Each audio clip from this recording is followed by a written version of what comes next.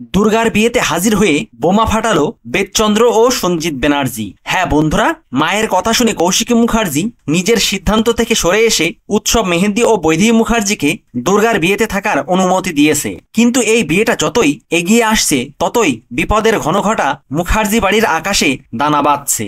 উৎসব ও বৈদেহী মুখার্জি জানিয়েছে সঞ্জিত ব্যানার্জি খুব তাড়াতাড়ি বাইরে আসবে এবং বিয়ের রাতেই সে কিছু একটা করবে, কেননা সঞ্জিত ব্যানার্জি কৌশিক ও সমরেশকে ফাঁসিয়ে দিয়েছে। অন্যদিকে সমরেশ চট্টোপাধ্যায়ের পরিবারের লোক হওয়ার কারণে বেদচন্দ্র বসুও এই বিয়েতে উপস্থিত থাকবে।